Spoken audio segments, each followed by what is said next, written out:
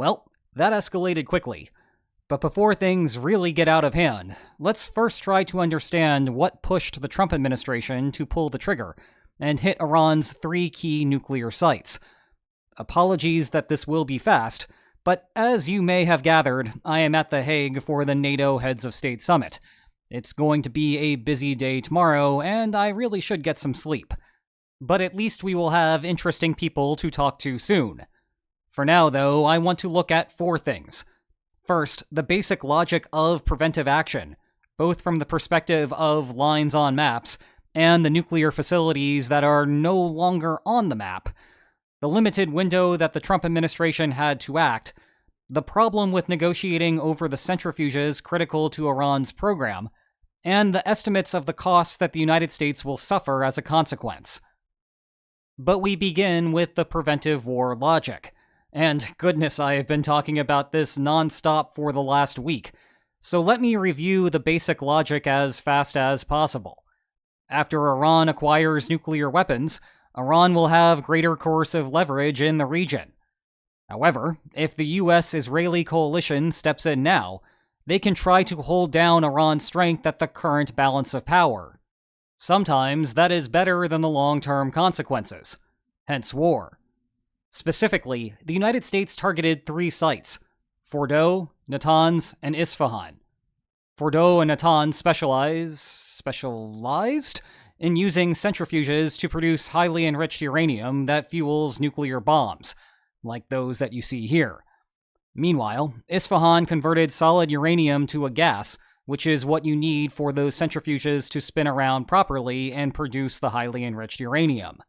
We will have to wait for a full damage assessment to understand the exact consequences of the strikes. But assuming that those sites have been hit hard, we are looking at years of setback to Iran's program. In other words, the current line is staying where it is for a while. A couple of caveats to that, though.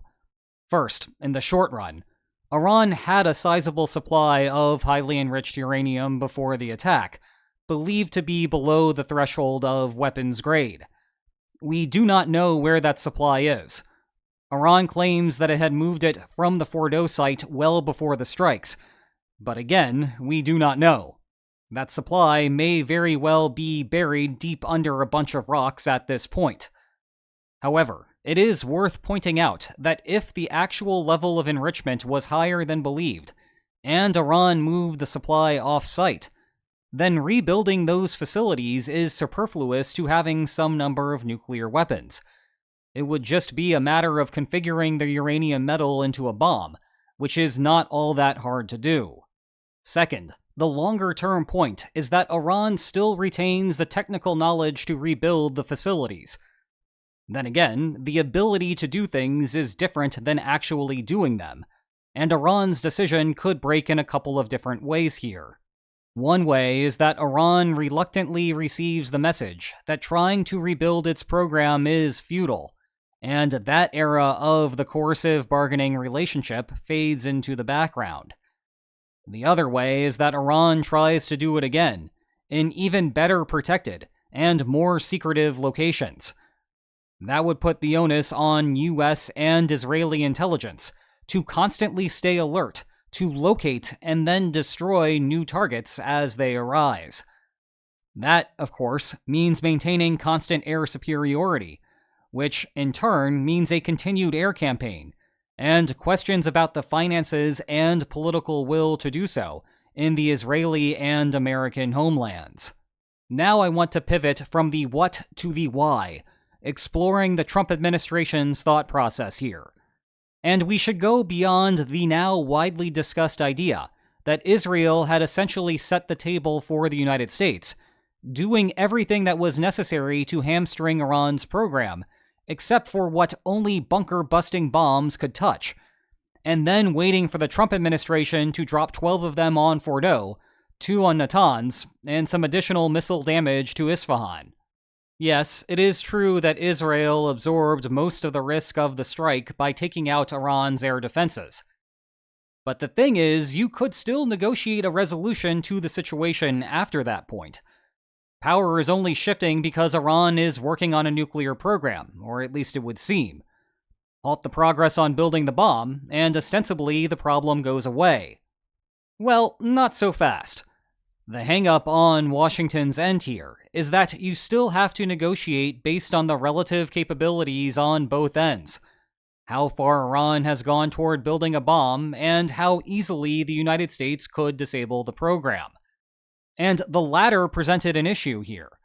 It is reasonable to think that the United States had a short window to cripple Iran's program. If, for example, you think that Iran would rebuild its air defenses after Israel had taken them out, then the United States may not get this opportunity again.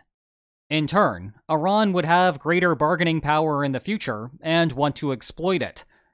Consequently, the United States had to act while it could. This is roughly akin to the bargaining problem that Ukraine and Russia are experiencing right now. Oh yeah, remember how there is a war still going on in Europe? If Russia stops, Ukraine gets the opportunity to fortify its front lines, and that immediately shifts the balance of power between them. That, in turn, limits what types of settlements that the Kremlin would want to enter into now. The fun of having one power shift layered onto another. Moving on, there is a second bargaining issue here that is central to nuclear proliferation more generally. I cited these centrifuges as the infrastructure needed to fuel a nuclear weapon.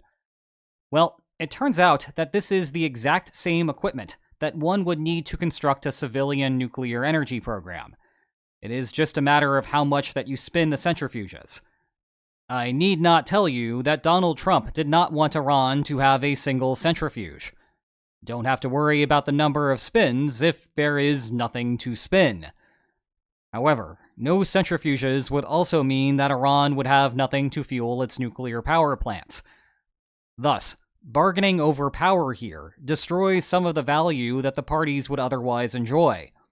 Iran compromising on centrifuges does not suddenly mean that the United States has a ton more electricity. Rather, the value just vanishes. That creates a bigger problem for negotiations. Remember, under normal circumstances, the reason that bargaining should work is that war is inefficient. Well, here, peace is also inefficient to some degree.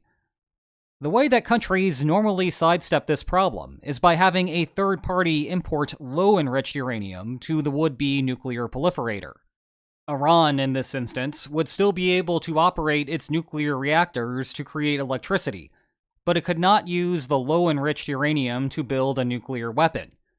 Indeed, to get anywhere, it would still need those centrifuges to further enrich the uranium, or it would have to master an entirely different system to separate fissile plutonium from spent uranium. Nonetheless, a couple of further issues remain here. One, you need a country to give the low-enriched uranium. Given current geopolitical alignments, Russia would be a sensible candidate for Iran.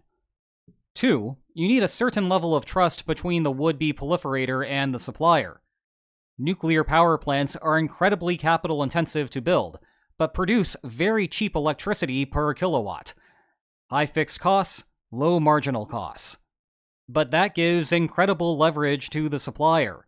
It can cut shipments of low-enriched uranium and inflict massive economic damage. The fact that Iran had been reluctant to negotiate on this point might say something about the relationship between Moscow and Tehran, though so many other things are going on here that you might not want to read into that specific point. As a final topic for today, the fact that Trump followed through with the strikes gives us a hint that he believes that the United States can contain the damage in the aftermath. No tacos here. It is hard to imagine that the United States will avoid any repercussions whatsoever, but Trump still followed through. The big things to watch out for are attacks on U.S. bases in the region, attempts to shut down shipping along the Strait of Hormuz, and some longer-term threats of unconventional attacks on the U.S. homeland. Meanwhile, the Houthis, an Iranian proxy, have already sworn to retaliate along the Bab el-Mandab Strait. However, we will have to wait to see if they have the capacity to do so right now, coming off of the U.S. operations in the region. The U.S. outlook should be more optimistic here. In contrast, it will be difficult to stop Iran from using any of the other options to hurt the United States to some degree. Rather, Washington's plan seems to be to leave a whole bunch of assets in the region and threaten further strikes if Iran tried to retaliate. Tehran now finds itself at a fork in the road, and it will now determine whether the conflict continues and it risks further strikes from the United States. Okay, time for me to get some sleep. Leave your questions in the comments, and I might get to them over on Lines on Maps Extra, hopefully tomorrow. Meanwhile, if you are interested in World War III starting, well, that is poor phrasing, but go ahead and watch this video to learn how one might stop that. And if you enjoyed today's video, please like, share, and subscribe, and I will see you next time. Take care.